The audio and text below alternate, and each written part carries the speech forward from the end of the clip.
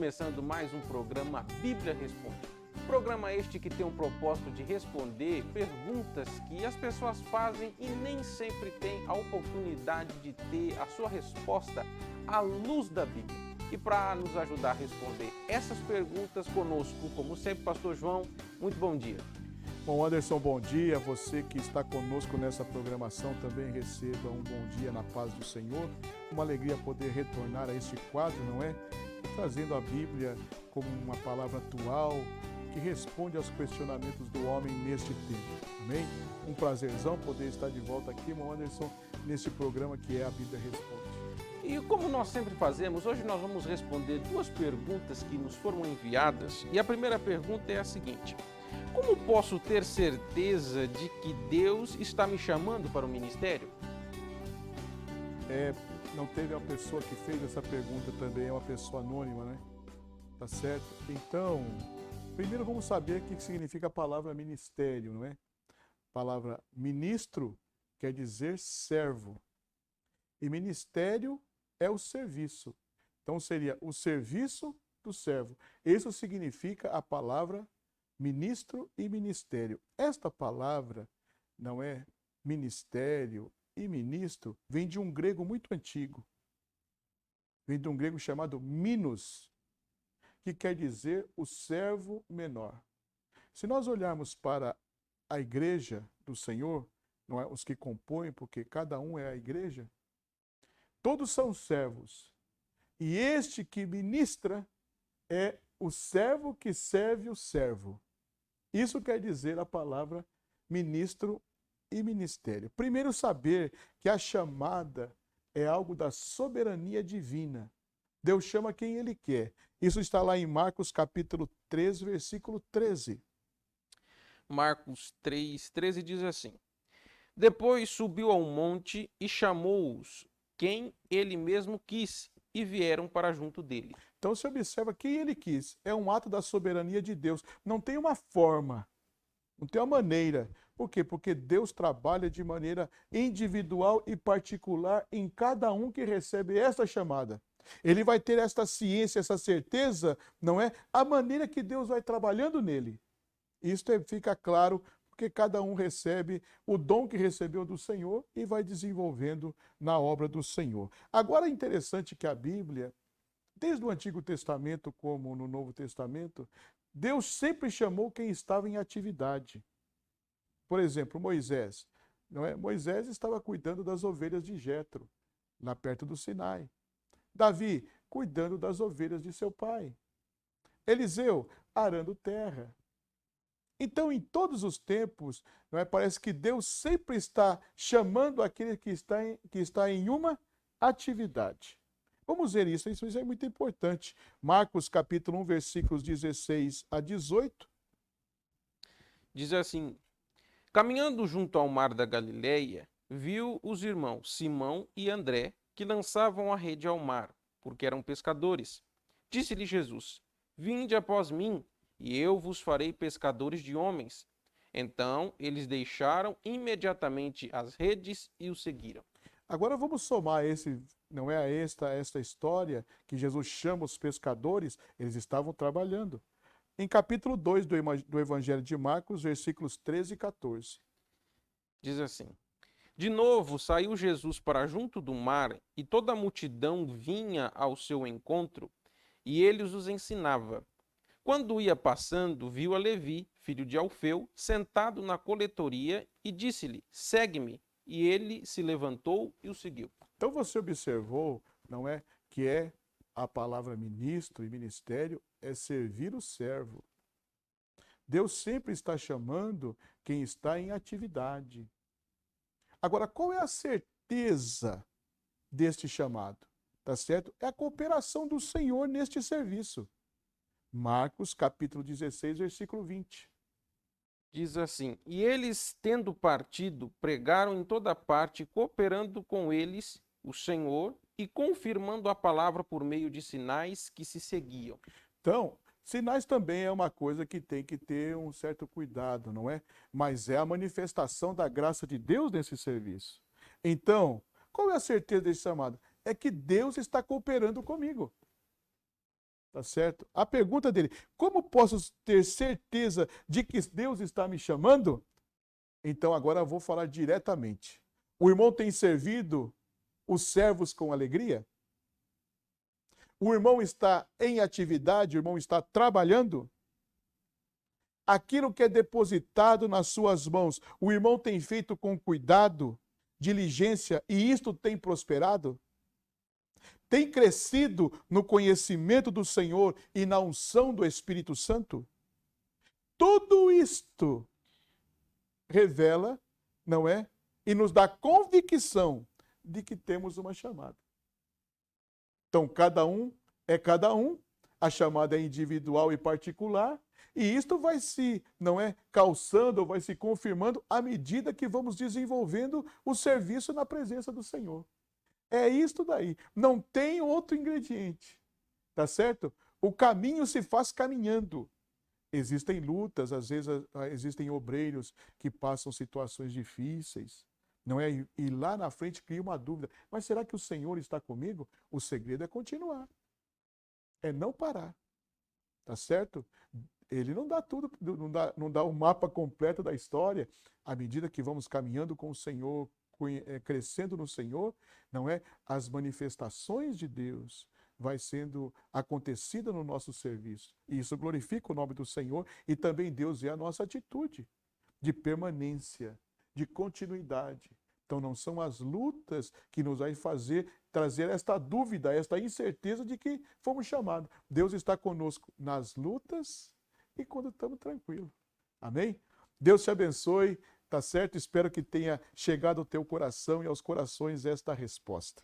E nós vamos para a nossa segunda e última pergunta do nosso programa. Ela vem do Jalisson Henrique. Ele faz a seguinte pergunta: o que a Bíblia diz sobre tatuagem? É errado?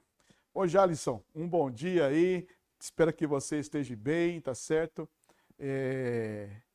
Primeira coisa que nós temos que ter certeza aqui, irmão Anderson, é que a Bíblia, ela é uma palavra, não é? Que ela é a verdade. E esta verdade, ela é absoluta. Absoluta. A Bíblia não vai deixar um arremendo. Não vai falar assim, talvez, pode ser. Não, a Bíblia é exata. Por quê? Porque ela é a palavra de Deus. E saiba que a palavra de Deus, ela vai criar em nós certas coisas que podem até nos entristecer. Poxa vida, é a palavra de Deus. É como naquela da semana passada, não é? Acerca do divórcio. Quando Jesus vai terminando assim, olha, o eunuco, uns nascem, uns são feitos e outros se fazem. Quem puder suportar isso, suporta. Então, quer dizer, a palavra é uma verdade absoluta. Nós temos irmãos em nossas igrejas e denominações que têm tatuagem. Agora, o que a Bíblia diz? É isso que ele quer saber. Se é certo ou se é errado. Primeiro, no dicionário português, a palavra tatuagem quer dizer marca ou desenho feito no corpo. Dizem que esta palavra tatuagem vem do haitiano, que quer dizer marca. A história da tatuagem não é recente. Lá desde os tempos primitivos, os povos já marcavam seus corpos. Por um feito, por uma façanha, se marcavam os corpos. Foi passando o tempo, quando chegou o tempo dos soldados, os gregos, não é, os gregos macedônios, eles não gostavam de marcar seus corpos. Já as legiões romanas, os soldados romanos, gostavam de marcar seus corpos. Interessante que eles faziam, não é, a marca do pelotão, não é, da legião que eles, não é, estavam como soldado, também os feitos de batalha eram marcados em seus corpos. Passa-se todos os tempos, hoje também a questão da tatuagem tomou outros caminhos. Por exemplo, a máfia se utiliza da tatuagem por uma questão de hierarquia. A questão das tribos, das facções, também, principalmente na questão das tribos, não é? Eles se tatuam, tá certo? Os emos, todo aquele pessoal, cada um tem a sua maneira de ser, então eles também se tatuam para distinguir quem que eles são. Dentro das facções criminosas, também se utiliza a tatuagem para uma questão de hierarquia, quem é o comandante maior, e aí vai. Então a tatuagem tem toda uma emblemática, tá certo? Isso é muito bom a gente saber.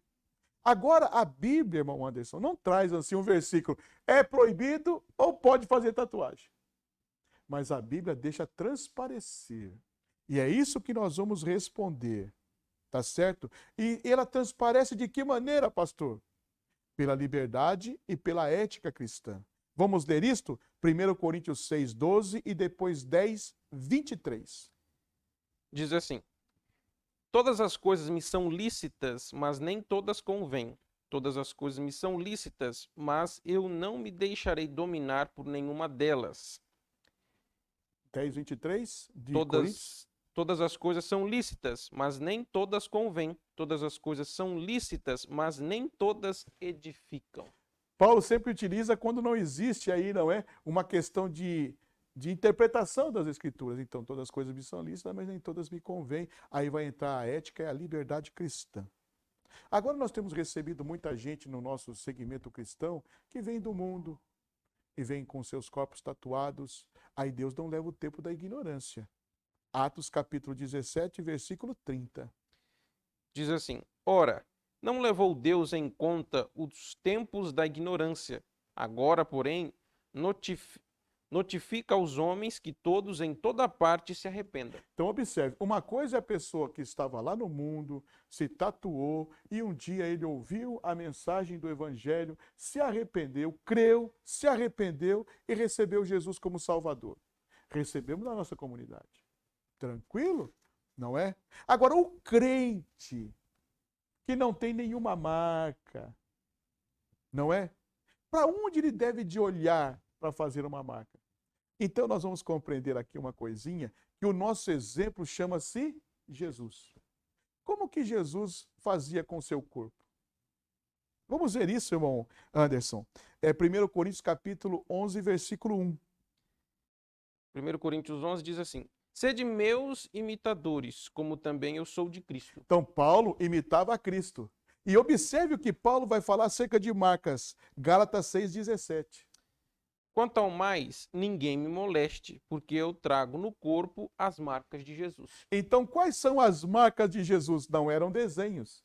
Eram as marcas do cravo, da lança, da coroa de espinho. Essas eram as marcas de Jesus. Paulo está dizendo assim: agora ninguém me inquiete ou me moleste, porque trago no meu corpo as marcas de Cristo. Quer dizer, as prisões, os açoites, os grilhões, que ele sofreu em defesa do Evangelho. Então, qual é o nosso primeiro exemplo de corpo? Nessa questão da tatuagem, o corpo de Jesus.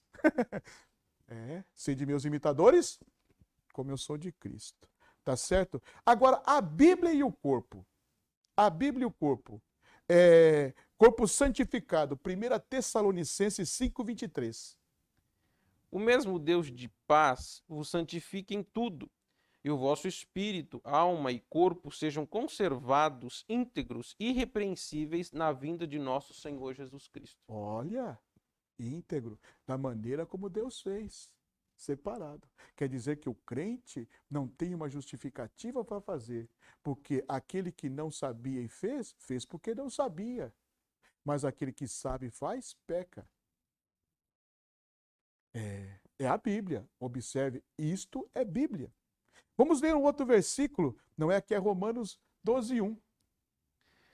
Rogo-vos, pois, irmãos, pelas misericórdias de Deus, que apresenteis o vosso corpo por sacrifício vivo, santo e agradável a Deus, que é o nosso culto racional. Apresentar o corpo da maneira que Deus fez, quer dizer que tudo que há em mim adore o seu santo nome. Então você vai tirando aí seus pontos. É errado ou é certo? Tá certo? Uma outra coisa o que pode levar? É isso que sempre o ministério pastoral trabalha, irmão Anderson, e a você que nos assiste. O que leva a pessoa a fazer? O que leva um crente a fazer uma tatuagem? Você quer estar insatisfeito com o seu corpo? Será que é uma questão de moda?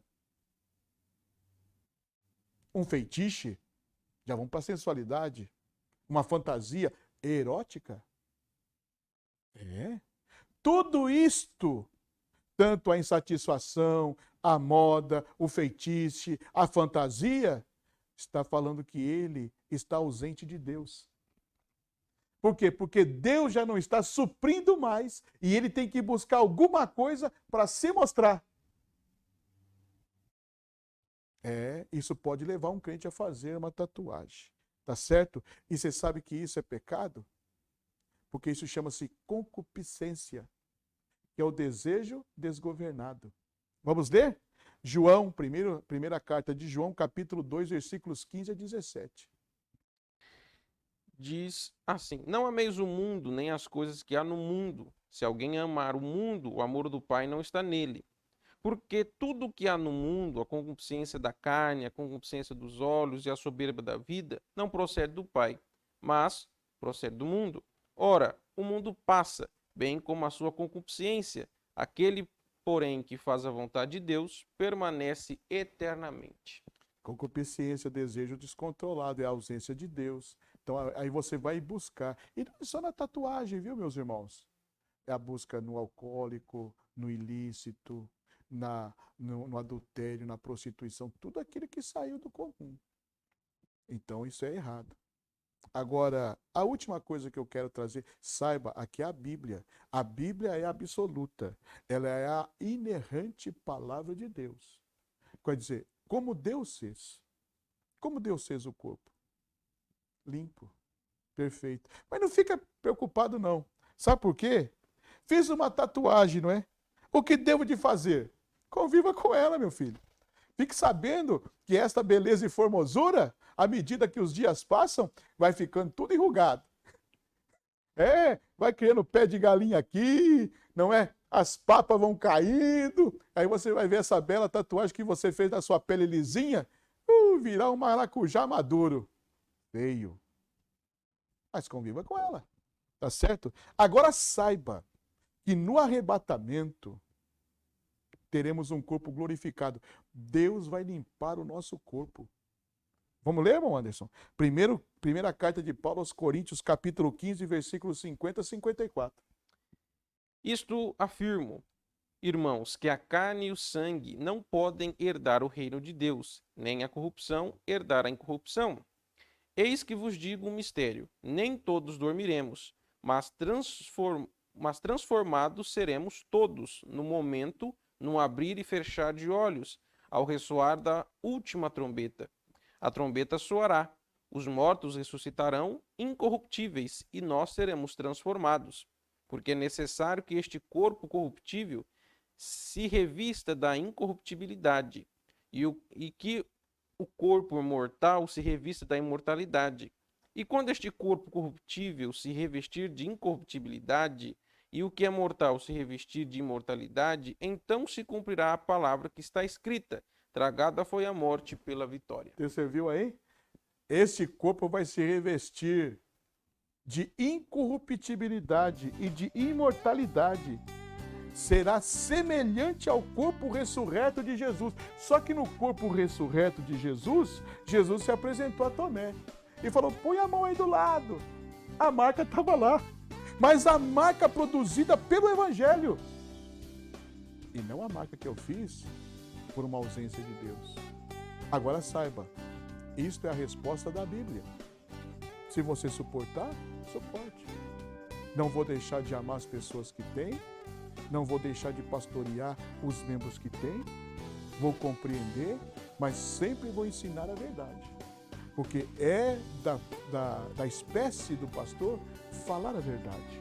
E a verdade está na palavra de Deus. É aquilo que Jesus disse para os discípulos na questão do divórcio. Uns nascem feitos. Uns são feitos. Outros se fazem. Se você puder suportar com isso, suporte. É errado? Tire suas conclusões. Amém? Valeu, gente. Deus te abençoe e até a próxima Bíblia Responde, irmão Anderson. Se você tem alguma pergunta, alguma dúvida, entre em contato conosco, está aparecendo aí na sua tela. Faça a sua pergunta, tire a sua dúvida, porque aqui a Bíblia continua respondendo.